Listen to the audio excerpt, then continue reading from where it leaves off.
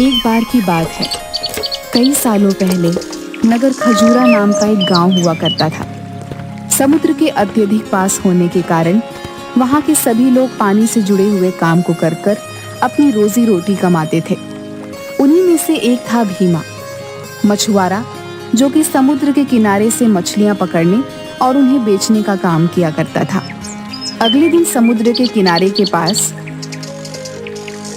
आज तो समुद्र के किनारे बहुत सारी मछलियां पड़ी हैं। लगता है कल कोई बड़ी लहर आई थी भैया। हाँ किशन, लग तो यही रहा है। आजकल समुद्र में भी बहुत उफान आने लगा है भैया। पहले की तरह शांति नहीं रहती। लेकिन हमारे तो किसी भी फायदे की नहीं। ये मछलियां तो कल की मरी पड़ी होंगी। बाजार में हम सिर्फ ताजा मछलियां ही बेच पाते हैं। चलो तुम अपना जाल लगाओ, मैं अपना लगाता हूँ। आज का काम शुरू करते हैं। भीमा और किशन दोनों बचपन से ही एक साथ रहते थे। वह दोनों एक दूसरे के बड़े अच्छे पड़ोसी और दोस्त भी थे। अब जैसे ही वह दोनों अपने दिन का काम खत्म करके घर लौट रहे थे, रास्ते में कुछ लोग हंसते हुए महेंद्र से कहते हैं, अरे भीमा फिर से तुम काम करके इतनी रात को जा रहे हो हैं? ना तो तुम्हारे कोई औलाद है और ना किसी प्रकार का कोई खर्चा। फिर रात दिन इतना काहे मरते रहते हो काम के पीछे? हाँ, हमें देखो कितना भी कमा लें, लेकिन परिवार के खर्चे पूरे ही नहीं होते। लेकिन संतान होने में सुख तो है। भीमा की शादी को 10 साल हो चुके थे, लेकिन उसकी अभी तक कोई भी औलाद नहीं थी। गांव वाले व्यक्तियों की ऐसी बातें सुनकर भीमा को बहुत बुरा लगता था, लेकिन फिर भी वह चुप्पी साधे रखता है। तभी किशन गुस्से से बोल पड़ता है, तो इसमें हंसने वाली कौन सी बात है, हैं? ये तो भगवान की देन है। अभी नहीं है तो क्या हुआ, संतान भी हो जाएगी। लेकिन फिर तुम लोग किसे ताना मारोगे? अरे हम तो बस इतना कह रहे थे कि अब बुढ़ापा आ चुका है। इतना तो कमाई कर ही लिए होंगे भीमा भैया की बाकी का जीवन सुकून से कट जाए, हैं? आजकल तो किसी को सलाह देने का जमाना ही नहीं रहा भैया। हाँ, अगर ये कुछ छोड़ दे तो हम जैसे नए मछुआरे भी कुछ आमदनी करें, लेकिन सारी मछलियां तो ये ले जाते हैं। तो सीधे सीधे कहो ना, ये बात है। भीमा की तरक्की से तुम्हें जलन होती है। उस बात को घुमा फिरा कर करने की क्या जरूरत है? और आइंदा परिवार को बीच में मत लाना, समझे? अब रहने दो किशन, इनसे बहस करने का कोई फायदा नहीं। चलो घर चलते हैं यार, देरी हो रही है। वहां से जाते वक्त बसंत सुंदर से कहता है, यार तुम भीमा को इतना नापसंद क्यों करते हो? जब भी उसे देखते हो तो गुस्से से लाल पीले हो जाते हो। अरे कुछ नहीं, बस मैं बचपन में हर चीज में इससे अच्छा था। इसके बाप दादा हमारे यहाँ से उधार मांगा करते थे, और आज देखो सारे गांव के लोग इसकी बात सुनते हैं और हमें कोई पूछता तक नहीं। अच्छा, तो तुम्हें उसके पैसे से जलन है। समझ गया समझ गया। लेकिन एक बात बताओ, उसके पैसे ना होने से बच्चे का क्या लेना देना? वही तो बात है, किसी को बताओगे तो नहीं। तो फिर तुम्हें बता ही देता हूँ, भीमा के कभी भी बच्चा नहीं होगा। लेकिन तुम इतना यकीन से कैसे कह सकते हो भैया? क्योंकि मैंने ही एक तांत्रिक से विद्या पढ़ाई हुई है कि उनको कभी बच्चा ना हो। सुंदर की ये बात सुनकर बसंत दंग रह जाता है, पर डर के कारण कुछ नहीं कहता। भीमा बचपन से ही मछुआरे होने का काम कर रहा था। वह अपने काम में बहुत माहिर था और उसकी आमदनी सभी मछुआरों से काफी ज्यादा थी। पैसे की उसे ज्यादा कोई कमी थी नहीं, परंतु फिर भी संतान न होने के कारण उसके जीवन में एक सूखापन था। उन व्यक्तियों की बातें उसके दिमाग में गूंजती रही और वह उदास होकर घर पहुंचा, लेकिन उसे अभी पूरी सच्चाई पता ही नहीं थी। क्या हुआ जी, आज आप इतने उदास क्यों हैं? कुछ नहीं रमा, क्या तुमने खाना लगा दिया? जी मैंने खाना कब का लगा दिया है। आप मुंह धोकर खाना खा लीजिए। मैं जानती हूँ आप किसी बात से परेशान हैं। लोगों का तो काम है कहना। अब उनकी बातों पर ज्यादा ध्यान मत दीजिए, इससे आपकी सेहत पर असर पड़ेगा। हाँ रमा, मैं जानता हूँ मुझे इन लोगों की बातों से फर्क नहीं पड़ता, लेकिन दिन प दिन हमारी उम्र भी तो बढ़ती जा रही है। भगवान एक ना एक दिन सबकी सुनता है, बस आप उसका नाम लेकर आराम से सो जाइए। इस बात की ज्यादा चिंता मत करिए। अब तो मैंने सब ऊपर वाले पर ही छोड़ दिया है। यह बात करके रमा और भीमा दोनों दुखी मन से सो जाते हैं। अब अगले दिन रोज की तरह भीमा सुबह 5 बजे उठकर समुद्र के किनारे मछली पकड़ने पहुंच जाता है। अब वह रोज की तरह अपनी नौका में बैठकर समुद्र के बीच में जाकर अपना जाल फेंकता है और उसमें बहुत सारी मछलियां फंस जाती हैं। लेकिन उसमें से एक बहुत बड़ी गोल्डन कलर की मछली भी फंस जाती है। अब वह जैसे ही जाल ऊपर खींचता है तो वह देखता है कि वह मछली बोल रही थी, मुझे छोड़ दो मछुआरे, मैं कोई आम मछली नहीं हूँ। अगर तुम मुझे समुद्र में वापस छोड़ देते हो तो मैं तुम्हें तुम्हारी मनचाही इच्छा पूरी करने का वरदान दूंगी। पहले तो भीमा उस मछली को बोलते देख बहुत डर जाता है, पर बाद में अपने नरम स्वभाव के कारण वह मछली को मुस्कुराकर कहता है, मैं भगवान की दिव्य शक्तियों में विश्वास रखता हूँ। मैं तुम्हें अवश्य ही छोड़ दूंगा। अगर तुम बोल सकती हो तो तुम जरूर इंसानों की ही तरह किसी दूसरी दिव्य दुनिया से हो। इतना कहकर वह उस गोल्डन मछली को समुद्र में वापस छोड़ देता है। उस मछली को समुद्र में छोड़ते ही वह देखता है कि वह मछली एक सुंदर महिला में बदल जाती है। वह सफेद कपड़े पहने समुद्र के बीचों बीच खड़ी हो जाती है और भीमा से कहती है, मैं समुद्र में रहने वाले जीव जंतुओं की महारानी जल देवी हूँ। मैं गलती से राजमहल से दूर हो गई थी और समुद्र के किनारे आ गई थी। मैं तुम्हारी इस उदारता से बहुत प्रसन्न हूँ। बताओ तुम मुझसे क्या मांगना चाहते हो? धन, दौलत, मकान, जो तुम मांगना चाहो। सबसे पहले तो मैं समुद्र की रानी को प्रणाम करता हूँ। वैसे तो मुझे आपसे धन या दौलत जैसा कुछ नहीं चाहिए, परंतु मेरी कोई संतान नहीं है। अगर आप मुझे संतान प्राप्ति का आशीर्वाद देते तो मैं उसे जीवन दान की तरह समझूंगा। तथास्तु भवः, जैसा तुम चाहो वत्स। उसके हाथ से बहुत तेज बिजली की रोशनी चमकती है। तभी भीमा के हाथ में एक फल आ जाता है। ये फल जाकर अपनी पत्नी को दे देना। वो इसे आज से 5 दिन बाद पूर्णिमा की रात को खा लेगी। उसके बाद से सब ठीक हो जाएगा। ये है मेरा आशीर्वाद। ध्यान रहे तुम मेरे बारे में और इस फल के बारे में किसी को कभी नहीं बता सकते। जी महारानी, मैं ध्यान रखूंगा।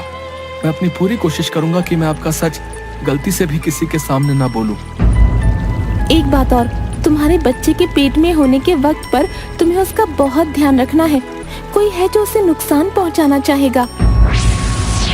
अब भीमा को इतना जरूर पता था कि रानी की बात में कुछ छुपा हुआ संदेश है और वह फल जरूर कोई जादुई फल है जिसमें जल की रानी का आशीर्वाद छुपा हुआ है।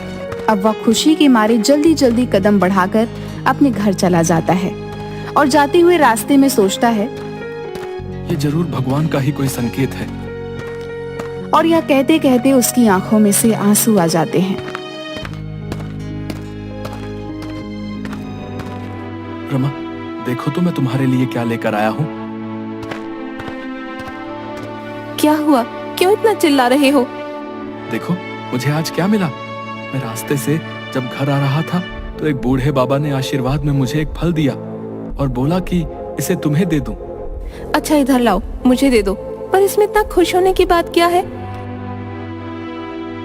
रमा बिना सारी सच्चाई जाने वह फल आराम से खा लेती है और उसे उस फल को खाता हुआ देख भीमा की आंखों में नमी और अपने भविष्य की आशा झलक पड़ती है। ठीक महारानी के कहे अनुसार उसने रमा को कुछ नहीं बताया।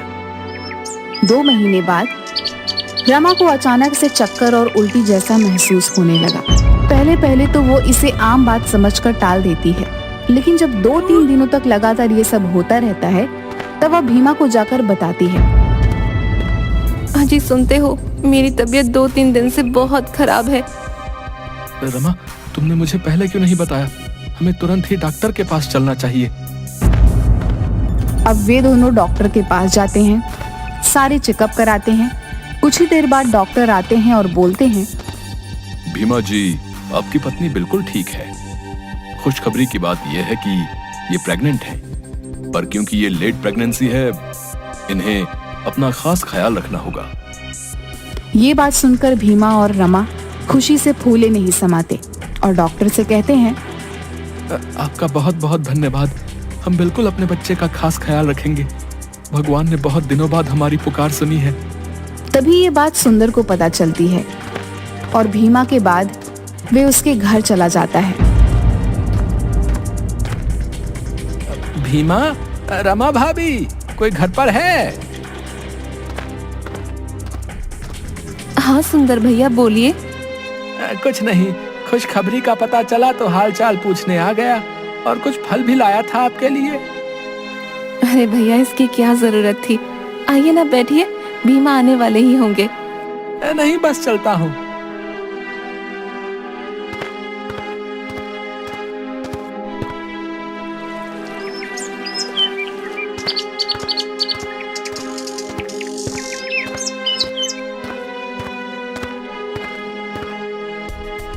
ये क्या, तुम सेब खा रही हो? पर मैं तो सेब लाया ही नहीं था। अरे सुंदर भैया आए थे, वो देकर गए हैं। इतना सुनते ही भीमा डर जाता है और रमा के हाथ से सारा फल छीनकर फेंक देता है। मैंने तुमसे कितनी बार कहा है, जब तक मेरी लाई हुई चीज ना हो तुम्हें नहीं खानी है। तुम्हें समझ क्यों नहीं आता? अब भीमा डर कर मन ही मन सोचता है, रानी, मेरे बच्चे की रक्षा करना। कुछ महीनों बाद रमा और भीमा की जिंदगी में अब खुशियां छा गई थी। उनके यहाँ एक लड़के ने जन्म लिया था जो बहुत ही सुंदर था। उसकी आंखें नीली थीं। इतना सुंदर था कि जो देखता तो देखता ही रह जाता। देखो कैसे खिलखिला रहा है, बिल्कुल तुम पर गया है। हाँ वो तो है, पर हम इसका नाम क्या रखेंगे? इसका नाम हम बट्टू रखेंगे। पर क्यों? और भी तो बहुत अच्छे अच्छे नाम हैं। वो मैं तुम्हें नहीं बता सकता। भीमा मुस्कुरा देता है। ये नाम उसने पानी से जुड़ा हुआ रखा था। वह मछली वाली बात अपनी जुबान पर नहीं आने देता। उसने यह बात सालों से छुपा कर रखी थी। अजी सुनते हो, लड़का हुआ है। कम से कम मोहल्ले में मिठाई तो बांटनी ही चाहिए। हाँ हाँ, मिठाई तो जरूर बांटेंगे। हमारे घर खुशियाँ जो आई हैं। अब जैसे ही ये बात गांव में फैलती है और सुंदर को पता चलती है। ये मिठाई किस खुशी में बांट रहे हो भाई? अरे भीमा को लड़का हुआ है, तुम्हें नहीं पता? लेकिन ऐसा कैसे हो सकता है? मैंने तो उसके पेट पड़ते ही भीमा की पत्नी को दवाई दे दी थी। अब मन ही मन सुंदर ये सब सोचने लगता है, लेकिन उसे ये नहीं पता कि बट्टू कोई मामूली बच्चा नहीं है। 4 साल बाद देखते ही देखते बट्टू बड़ा हो चुका था। उसकी नीली हुई चमकती आंख और उसका मुस्कुराता हुआ चेहरा पहले जैसा ही था, मानो साक्षात देव जन्मा हो। बट्टू, जरा इधर आना तो। अब बट्टू रमा के पास आकर बच्चों जैसी आवाज में बोलता है, पापा किधर है? मुझे उनके पास जाना है। पापा बाहर काम पर गए हैं बेटा, तुम उनके पास नहीं जा सकते। अब किसी वजह से बट्टू रोते रोते चुप ही नहीं होता। तभी रमा कहती है, यह आज इतना क्यों रो रहा है? ये तो कभी इतना नहीं रोता। वो जैसे ही उसे घर के बाहर अपने पिता से मिलवाने ले जाती है, वह समंदर की तरफ बहुत तेजी से भागता है। वह सुनते ही अपने पिता के कपड़े पकड़कर उन्हें घर की तरफ खींचने लगता है। क्या हुआ है बट्टू, इतनी तेजी से क्यों भाग रहे हो? पापा तूफान आ रहा है, घर चलो, सब चलो। पर जब भीमा देखता है तो मौसम एकदम साफ था, लेकिन वह समझ जाता है कि बट्टू जल परी के आशीर्वाद से जन्मा है, इसलिए वे पता लगा सकता है कि आगे तूफान आएगा या नहीं। सभी लोग किनारे से हट जाओ। मैं फिर से कह रहा हूँ कि बहुत तेज तूफान आ रहा है। सभी लोग वहाँ से जल्दी हट जाएं। अरे ये तो हमारा बेवकूफ बना रहा है, हैं? मौसम तो बिल्कुल साफ नजर आ रहा है, देखो। अरे मैं समझ गया इसकी चाल। ये सब इसलिए कर रहा है ताकि सारी मछलियाँ ये पकड़ कर ले जाए। हम तो यहाँ से कहीं नहीं जाएंगे। हाँ, कुछ देर बाद ही बट्टू के बताए अनुसार बहुत तेज तूफान आया और समुद्र से लंबी भयानक लहर उठती है। लोगों के घर, नौका और बहुत सारी चीजें बह जाती हैं। सुंदर और बसंत भीमा की बात नहीं सुनते और वे समुद्र में बह जाते हैं। पापा, उन नीले शर्ट वाले अंकल को बचा लो। अब जैसे ही भीमा पीछे मुड़कर देखता है तो सुंदर और बसंत तेज लहरों के साथ बह रहे होते हैं। अब मैं इन्हें कैसे बचाऊं? लहरें बहुत तेज हैं। इन्हें बचाने गया तो मैं भी साथ में बह जाऊंगा। आप उन अंकल को बचाने जाओ पापा, बाकी सब मैं संभाल लूंगा। भीमा को बट्टू की बात पर विश्वास था, क्योंकि उसे पता था कि जल के देवता के आशीर्वाद से जन्मा है ये। अब वह बिना कुछ सोचे समझे तेज लहरों में कूद पड़ता है और सुंदर और बसंत को बचा लेता है। थोड़ी ही दूर खड़ा बट्टू समुद्र की ओर जल की रानी, जल की देवी को देखकर मुस्कुराने लगता है। तभी सुंदर और बसंत आते हैं और सुंदर बट्टू को गले से लगा लेता है। गले लगाते ही सुंदर फूट फूट कर रोने लगता है और कहता है, अगर आज तुम ना होते तो शायद हम सभी ना बच पाते। मैंने जलन के कारण हमेशा अपने जीवन में गलत चीजें की और उसका ही एक शिकार तुम जैसी नन्ही जान बन गई। मुझे माफ कर दो बेटे। कोई बात नहीं अंकल, मैं आपसे गुस्सा नहीं हूँ। इसके बाद वह बिना किसी डर के खुशी से रहने लगते हैं। बट्टू की इस मासूम भरी बात पर सभी जोर जोर से हंसने लगते हैं।